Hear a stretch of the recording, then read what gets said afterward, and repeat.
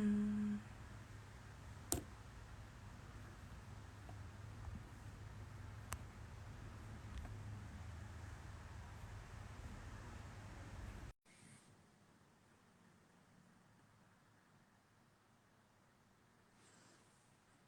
mm.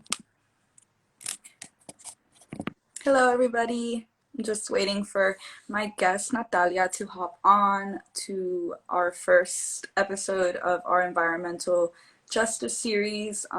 This is going to be happening every other Monday at 4 p.m. So it's going to be a continuous thing, very short, 30 minutes, with the purpose of getting some information out to our community about the environmental injustices that we're seeing, as well as the progress that we are making for environmental justice. So I see Natalia has hopped on.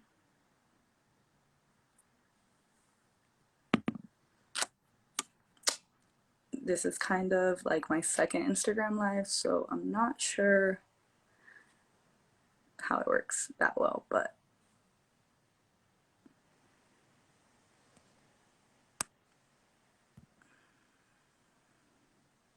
okay, in the meantime, I'm just going to introduce myself. My name is Jen. I am the new environmental organizer at Poder Latinx.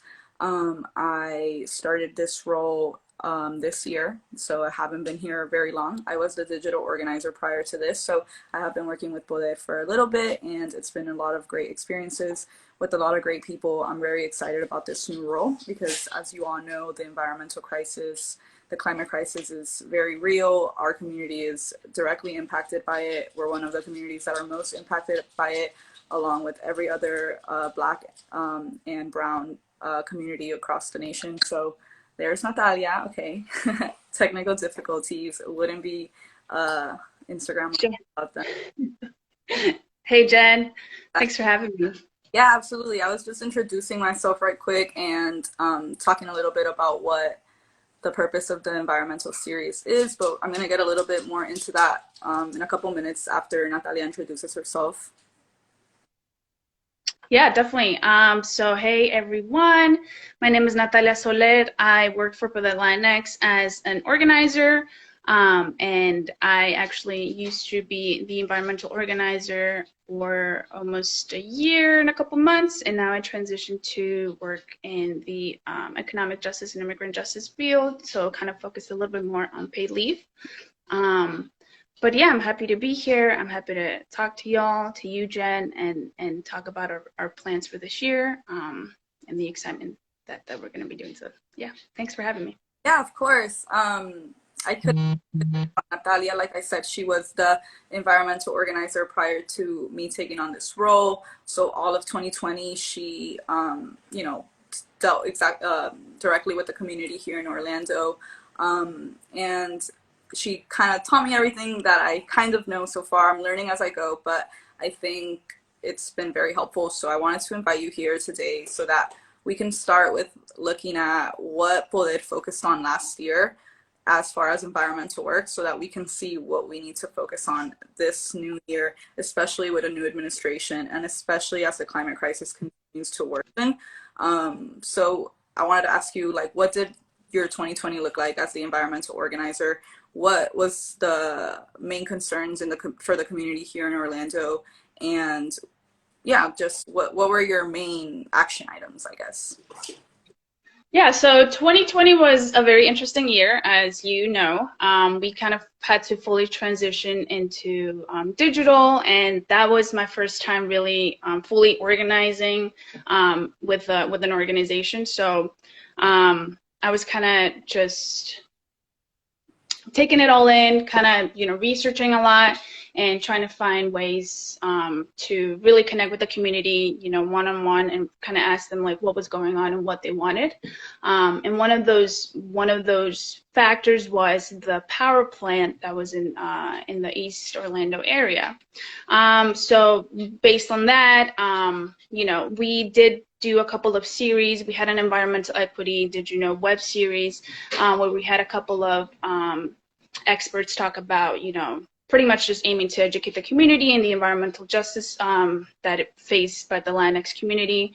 We talked a little bit about the EPA rollbacks, and specifically, you know, last year with the previous administration, there were some changes that were really going to impact the community.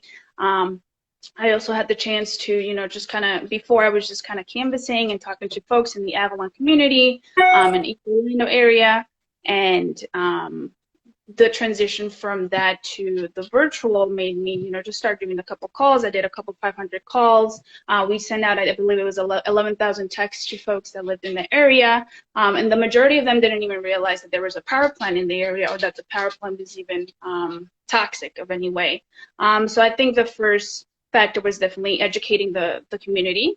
Finding the resources available that it was accessible in Spanish, you know, and then explaining why it's important for them to, you know, be involved and really get into the nitty-gritty of helping either educate the community or even their grandchildren, you know, even their children, even their mother. So a big focus was just on education. We did have, you know, a couple of really big events. We had the National Vote Early Day, and we were able to feature, you know, we had a segment on environmental and how that affects, again, the Latinx community. And yeah, that's just like a little bit of the things that we did.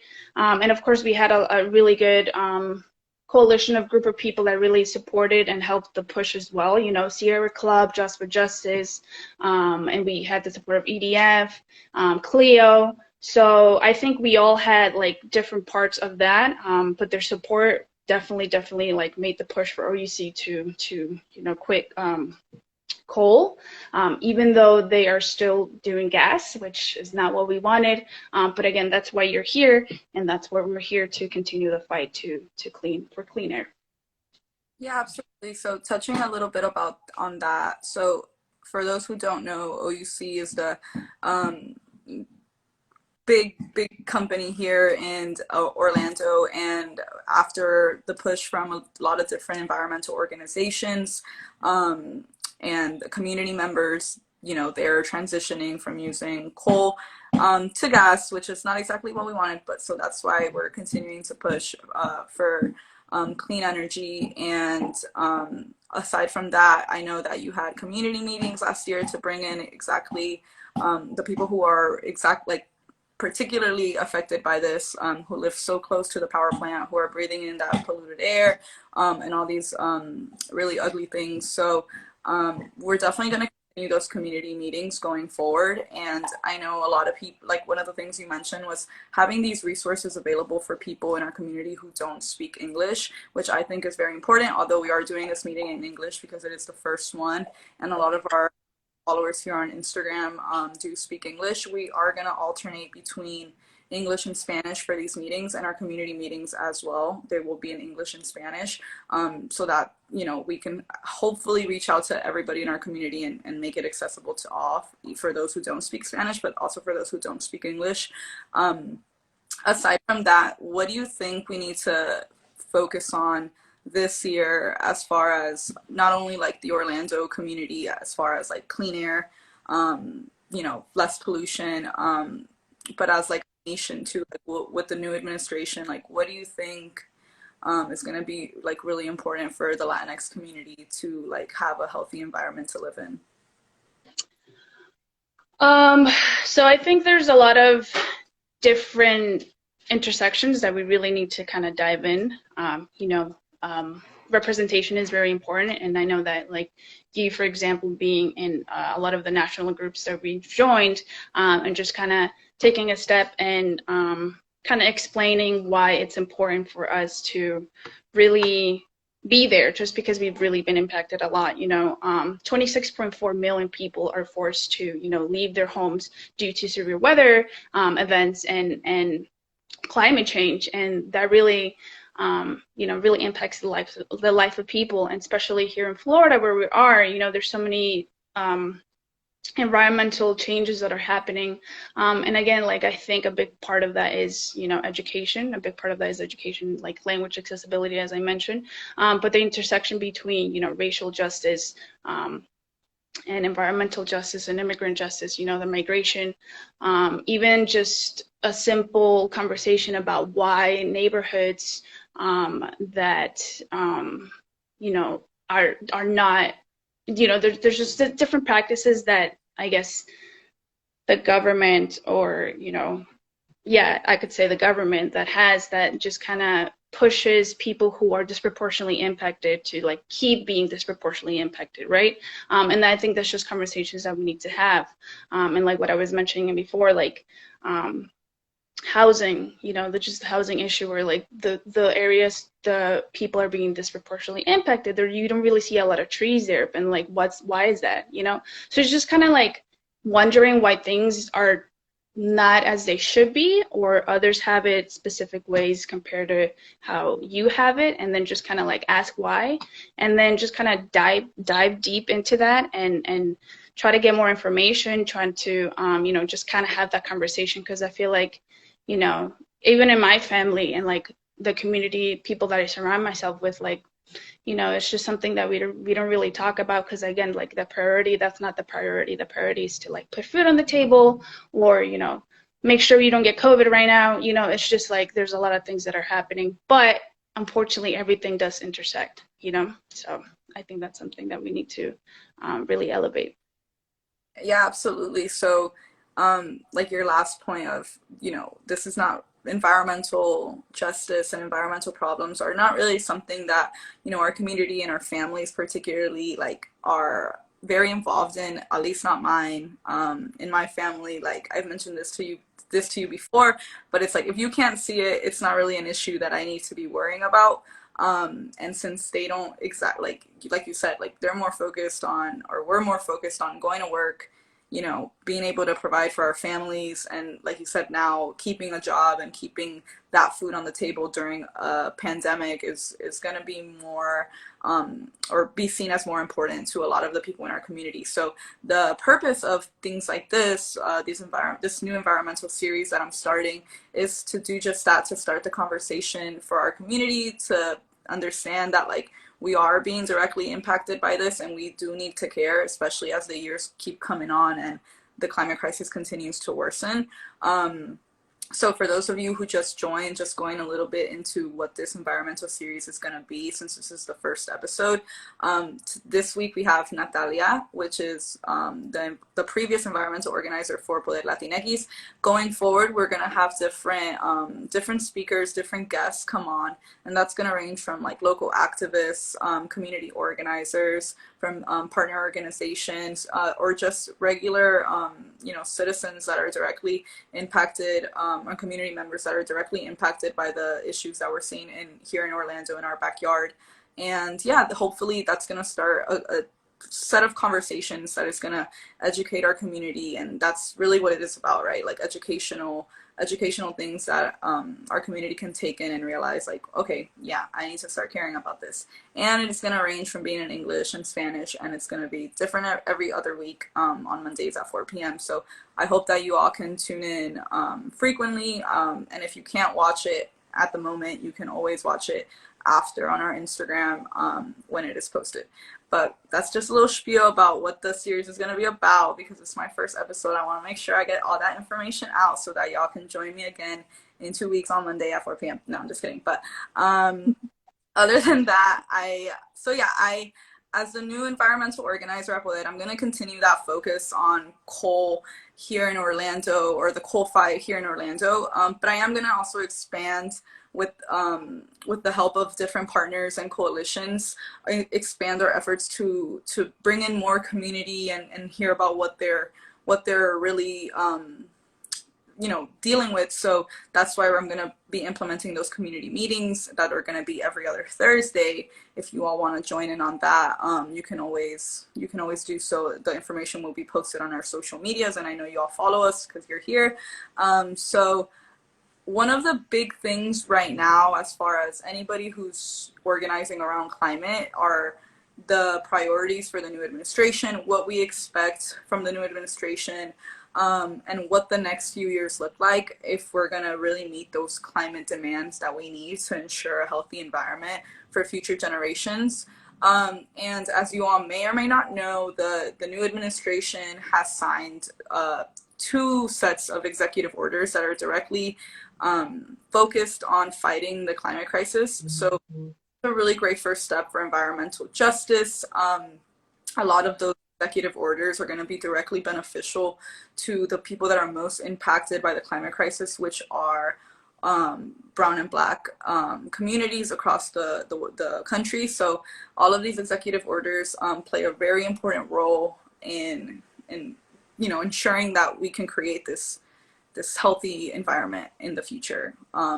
The what our role as an organization and a bunch of other organizations that we're working it with is continuing that push for more bold executive actions, for more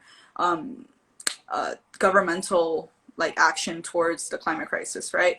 So, Natalia, do you know a little bit about the executive orders, or do you want me to like kind of tell you so you could tell me what you think? Yeah, I mean, I know about, the Paris Agreement, and they were very, like, I mean, they say that this is the most ambitious that a president has ever been, when it comes to like executive orders and regarding climate. But I know that you've like studied a little bit more and like researched it, so I'm gonna let you tell me. Yeah, so being a part of the national spaces that Poder is a part of, I'm able to learn a little bit about what's going on, not only in my community here in Orlando, but nationwide. And it's been on national news, right? We have a new president, we have a new administration, and yeah, it's ambitious. It's really the remains of another administration that maybe didn't do everything they could have done for climate. So rejoining the Paris Agreement, like you said, is very important. The Biden administration also this last Wednesday, with the second round of executive orders, they implemented a new ban or a ban on new federal and oil on new federal oil and gas leasing. So this is super, super important because the fossil fuel production on public land actually contributes to a quarter of the greenhouse emissions that we see in our country. And that directly impacts our community because, the temperature is higher. The air that we're breathing is polluted. Our children are sick. Our elders are sick, but we don't see it, right? So it's a little bit difficult for a lot of people to care about things if they don't directly see it. So that's really important for our community. That's one of the executive orders that I was most happy about, and I'm just very excited to continue to push for more bold and ambitious executive orders so that the administration can actually come through on their climate promises that they did. So I also wanted to ask you if, let me see.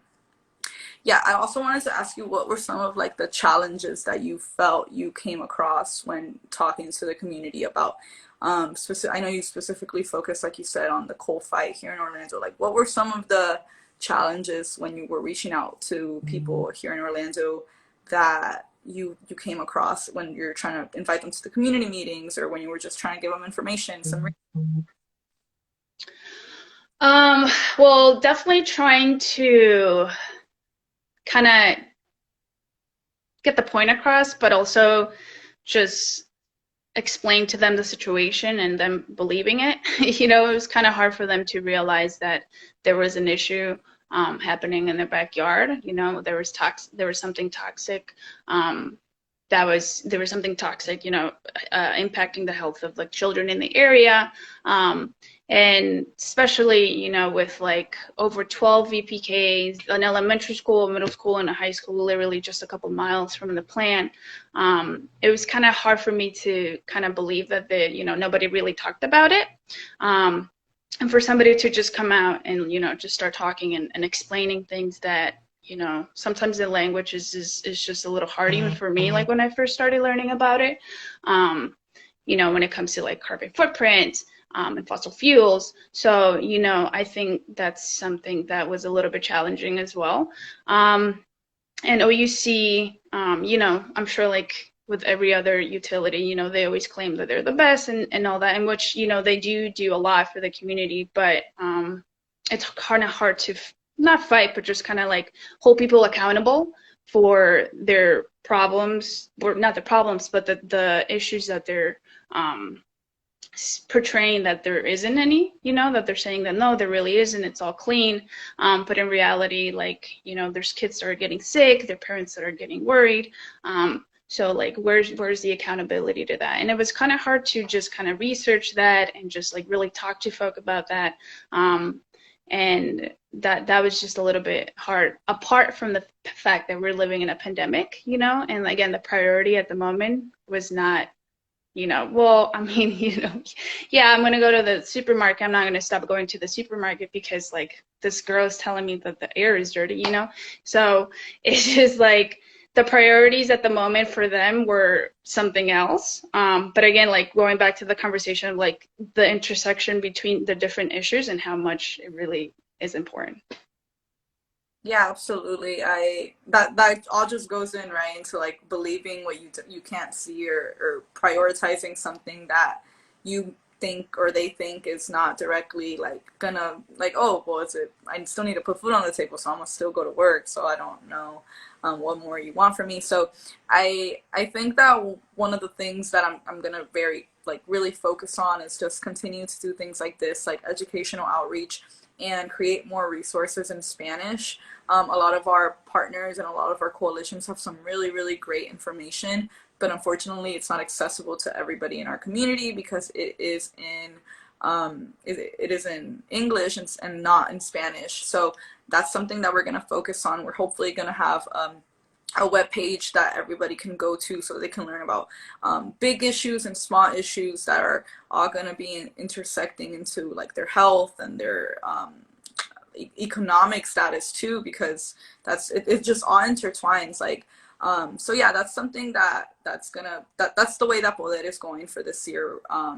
And yeah, just holding the administration accountable for the promises that they made, and making sure that the Latinx community plays like a really big role, that we have a voice in the way that the administration is going to create their policies around the climate crisis, and ensuring that like brown and black communities have a voice in that, because we are the ones who are most affected by the climate crisis. So that's very important. And I did want to give you a chance real quick to, if you wanted to talk about your campaign, your new campaign, because like I said, I'm the new environmental organizer because Natalia has moved on to another campaign.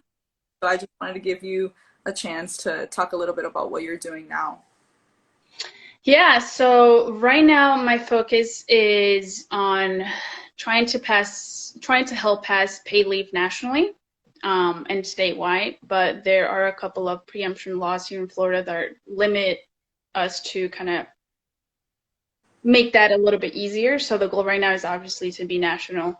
The Biden administration that compromised the plan, which is the American Rescue Plan, and it pretty much, increases the minimum wage, and it expands and extends paid leave, and helps with unemployment benefits, small businesses, and relief to those who really need the help. And pretty much just urging our Congress to support that.